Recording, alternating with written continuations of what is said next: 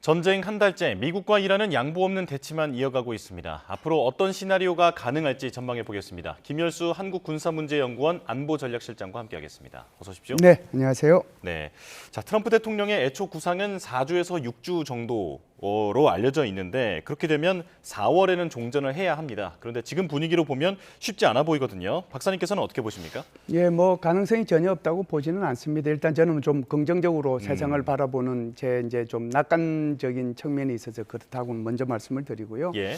트럼프 대통령이 사실상 그 이란의 에너지 시설을 공격하기 위해서 48시간 말미를 줬다가 다시 이제 5일로 연장을 하고 다시 10일간 또 말미를 줬잖아요. 이 말의 핵심은 군사작전으로 해서 이 전쟁을 종결하기보다는 어떻게든지 가제 협상으로 이 전쟁을 마무리하겠다는 그 강한 뜻이 들어있거든요. 그래서 지금 미국은 15개 안을 제시한 상태고 이란도 5개 안을 제시한 상태지 않습니까? 그래서 미국과 이란 사이에 고위급이 직접적으로 만나지는 않았어요. 그럼에도 불구하고 파키스탄, 이집트, 그다음에 그 사우디아라비아, 튀르키예 이런 외교부 장관이 어제 그제 또 만나가지고 뭔가 중재를 하기 위해서 노력을 하고 있거든요. 그래서 제가 볼 때는 이제 4월 6일 그러니까 한국 시간으로는 4월 7일 9시죠. 9시까지 이 시간이 지금 연장되어 있는 상태인데 제가 볼 때는 그 사이에 단 한 번만이라도 미국과 이란 사이에 협상이 있게 되면 그걸 계기로 해가지고 완전히 이때부터는 전쟁을 확장하는 국면으로부터 오히려 전쟁을 마무리하는 단계로 이렇게 접어들 수가 있거든요. 그래서 이제 우리 앵커님 조금 전에 말씀을 하셨다시피 이번 주가 굉장히 중요하다고 하는 의미가 바로 거기에 있다 이렇게 볼 수가 있죠. 예. 그러니까 우리나라 시간으로 보면 4월 7일 아침 9시가 트럼프 그렇죠. 대통령이 이란의 발전소 공격을 유예한다라고 밝힌 그 시한인데 그렇다면 지금 미국의 지상전 가능성 상당히 자주 거론되고 있지 않습니까? 이 일시까지는 그래도 함부로 움직이진 않겠다 이렇게 예상할 수 있을까요? 네, 제가 볼 때는요.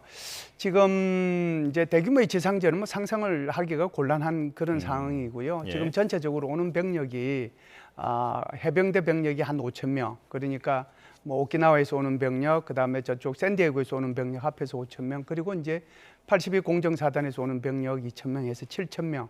그 정도 인원은 이제 제가 볼 때는 거의 도착한 것 같고요. 중요한 것은 이제 10,000명의 미군의 지상군을 더 보내겠다는 거잖아요. 그래서 10,000명을 보내는 게 그렇게 우리가 생각하는 것만큼 쉽지 않습니다. 비행기를 그냥 생각하더라도 비행기 한 대에 몇 명이 탈 수 있으면 어떻게 그걸 수송을 하고 그러면은 비행기에만 타고 와가지고 뭔가 이루어지는 것은 아니잖아요. 이제 이 10,000명이 사용할 수 있는 모든 탄약, 무기 체계 이런 것들도 다 이동을 해야 되거든요. 거기에서 상당한 시간이 소요될 것이다 이렇게 보는 거죠. 예. 그런데 지금 이제 말씀하신 것처럼 이 대규모 지상전은 없다고 하더라도 뭐 소규모의 어떤 특수전은 이제 가능은 하다라고 볼 수가 있겠죠. 그래서 이제 특수전 같은 경우에는 제가 볼 때는 이제 뭐 하르그 섬이나 또는 이제 호르무즈 해협에 있는 그런 인근 섬이 이제 그 대상이 될 수 있는데 지금 말씀의 질문의 초점은 4월 7일 한국 시간 9시까지 이 이제 가능성이 있느냐 여부잖아요. 저는 뭐 가능성은 있다고 봅니다. 단 그 사이에 이제 협상이 한 번이라도 있느냐 없느냐가 결정적일 거다 이런 생각을 하는데요. 협상이 있게 되면은 아무래도 이제 이것은 연기될 가능성이 있고 협상이 없게 되면 한 번이라도 없고 4월 7일 오전 9시가 되면 이것은 이제 문제는 전혀 다른 방향으로 튀게 되는 거거든요. 그때부터는 이제 확전으로 가는 게 된단 말이죠. 다시 이제 트럼프 대통령이 타코를 통해 가지고 일치를 연장해 주지 않느냐. 그렇게 되면 지금 이제 이곳에 대한 어떤 그 점령이라고 할까요? 일시적인 그런 것들도 가능하다. 그래서 4월 6일까지는 계속해서 미국도 준비를 하지 않겠는가 이렇게 봅니다. 예. 근데 이렇게 협상이 이어지고 있다라고 하더라도 압박카드로 그 제한적인 지상군의 어떤 작전은 가능하지 않을까 이런 이제 전망이 나오는데 그렇다면 제1 목표로 거론되는 게 하르그 섬이잖아요. 여기에는 공수부대 병력 한 2,000명 정도가 투입될 가능성 이런 게 외신에서 보도가 되고 있는데 가능하다고 보십니까? 예, 하르그 섬 해협선 같은 경우에는요, 지금 저기 그림에서 나오고 있습니다만은 저게 이제 이란 본토로부터는 한 24km 떨어져 있고요. 쿠웨이트로부터는 이제 한 240, 50km 정도 이렇게 떨어져 있습니다. 그래서 사실상 저기에 뭐 상륙 부대가 들어가는 것은 거의 불가능하거든요.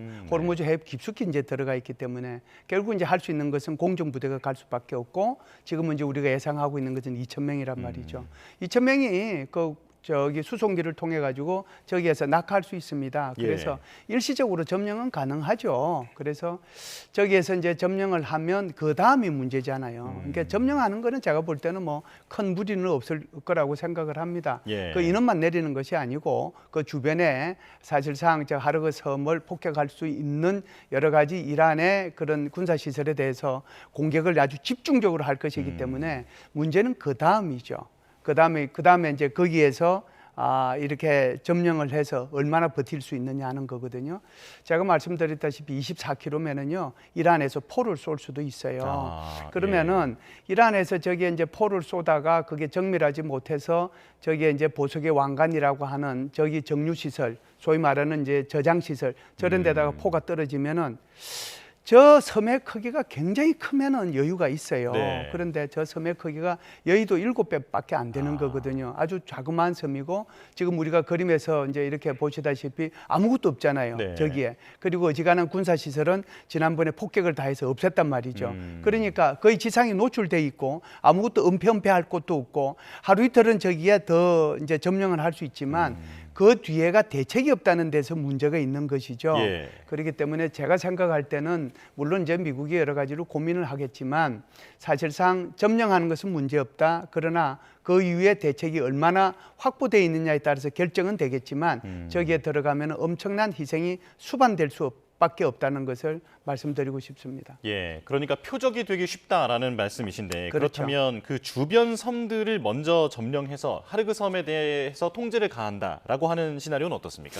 그러니까 그 주변 섬이라는 게 이제 호르무즈 입구 섬이거든요. 그 호르무즈 입구 섬에는 이제 대소 섬이 한 7개 정도 있습니다. 그러니까 제일 이제 입구 쪽에 있는 것이 호르무즈 이제 섬이라고 볼 수가 있는데요. 그거부터 시작해서 가장 큰 섬은 캐슘 섬이라고 하는데, 저기 지금 그림에 나오다시피 저 캐슘 섬은 마치 상어가 이렇게 날개를 편 듯한 그런 지느러미를 이렇게 편 듯한 모습이죠. 캐슘 섬인데, 저 캐슘 섬은 한 제주도의 80% 정도 돼요, 크기가. 그리고 이제 거제도의 4배 정도 되는 아주 큰 섬이고요. 나머지 섬들은 호르무즈 섬부터 시작해서 뭐 대튠부, 뭐 아부무사, 뭐 이런 섬들이 전부 다 조그만 섬들이에요. 그리고 이제 그 섬들 중에서 아부무사나 이제 큰 튠부, 작은 튠부 이런 이제 조그만 섬들은 저기 아랍에미레이트하고 영유권 분쟁을 이제 계속 겪고 있는 그런 섬이기도 하고요.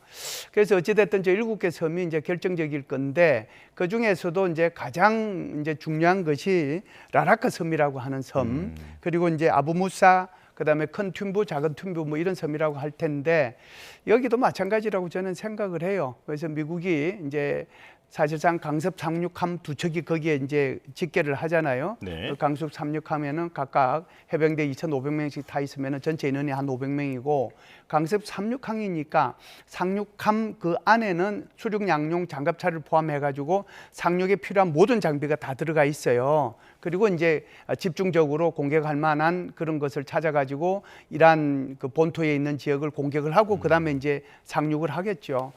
우리가 이제 2차 세계 대전을 이렇게 보면은 이제 제일 유명한 이제 상륙 작전이 있지 않습니까? 2차 세계 대전 때.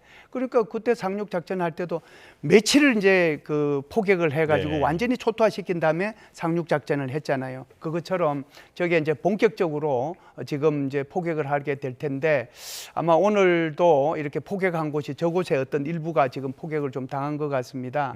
그 말의 의미는 이제 상륙할 준비를 하고 있다. 그래서 이제 이란한테 계속 이제 압박을 가하고 있는 거죠. 이런 곳을 우리가 상륙할 수 있다라는 것을 이제 보여주는 건데, 만일 이제 저곳까지 이제 상륙을 해서 점령은 할 수 있을 텐데, 저것도 마찬가지예요. 점령을 해서 얼마만큼 저기서 버텨낼 수 있는가.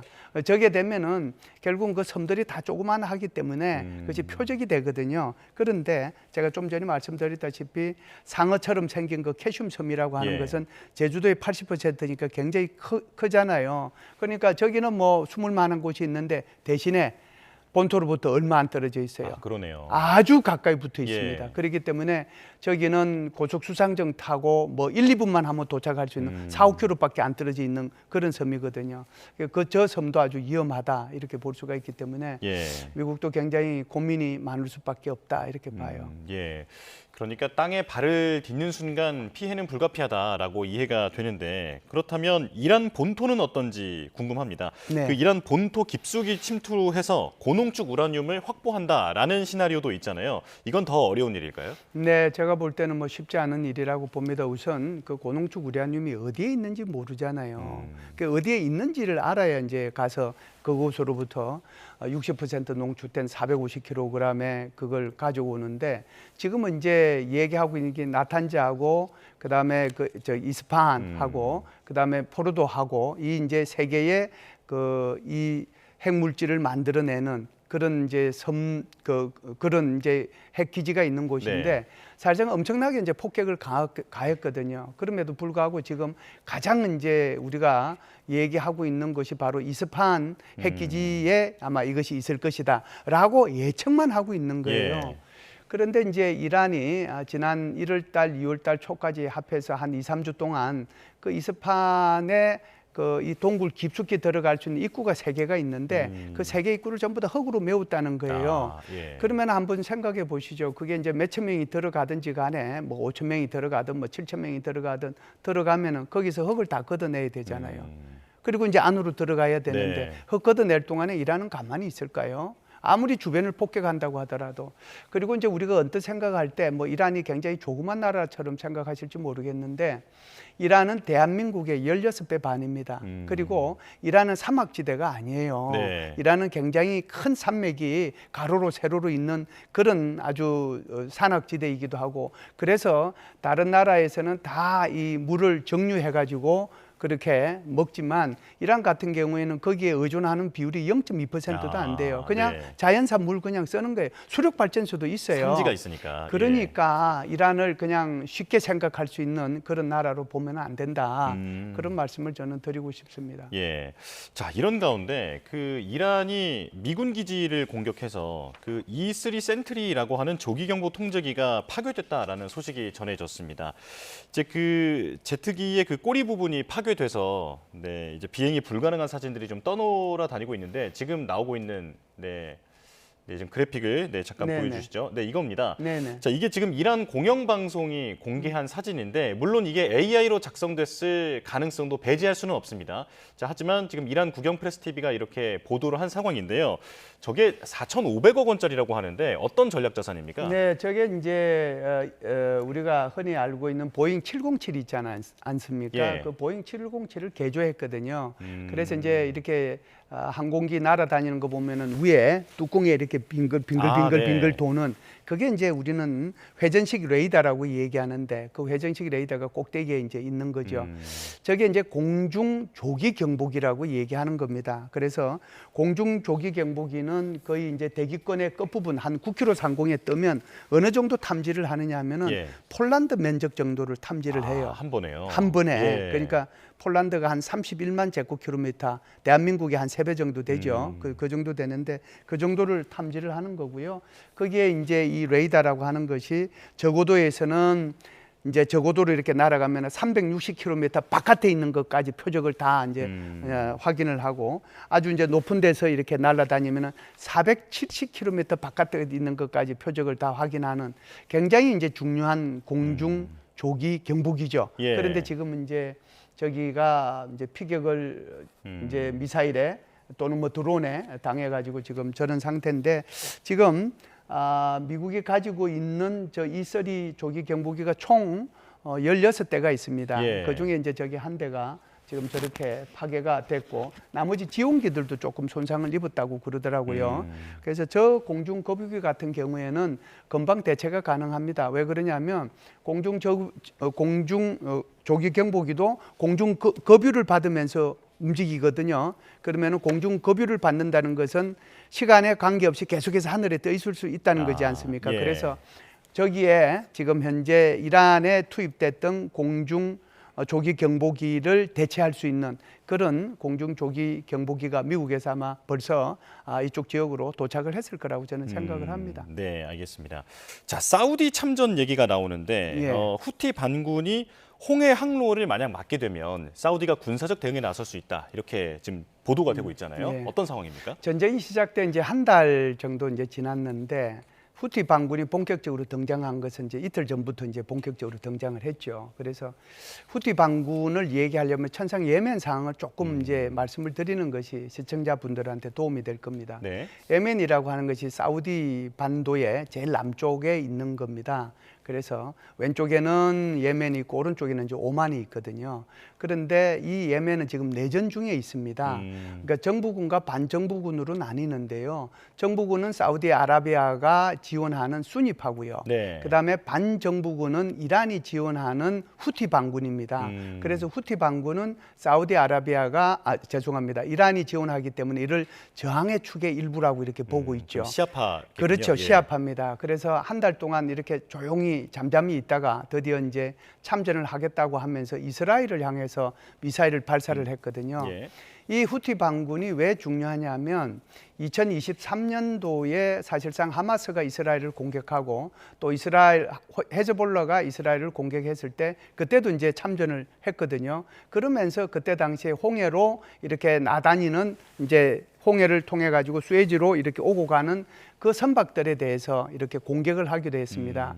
그래서 이제 노르웨이 이제 선박 같은 경우에는 유조선이 이제 피격당하기도 했고요. 그리고 이제 일반 선박도 한 100척 정도 이렇게 공격을 해서 그 중에 이제 또 2척이 큰 손상을 입기도 한 그런 그 전력이 있는 곳이 바로 저 후티 반군이라고 볼 수 있는데 지금까지는 지금 어디로 쏘았느냐면 이스라엘을 향해서 쏘았습니다. 그런데 만일 저 후티 반군이 홍해 쪽으로 이렇게 지나다니는 유조선이나 또는 함물선을 향해서 공격을 해가지고 거기에 이제 격침이 돼서 깔아앉고 그러면은 저희가 통제가 되는 거거든요. 예.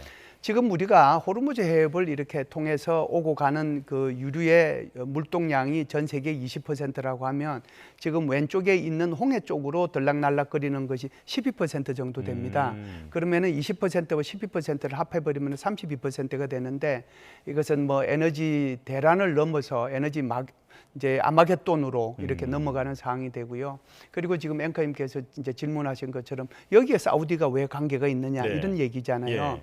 만일에 후티 반군이 본격적으로 이제 홍해를 통제하려고 하고 여기를 공격하면 사우디는 결국은 이 후티 반군의 그 시아파니까요. 사우디도 이제 본격적으로 후티 반군을 공격할 수밖에 없는 그런 상황에 처하게 되고 그렇게 되면 사우디도 본격적으로 이란을 향해서도 공격할 수 있거든요.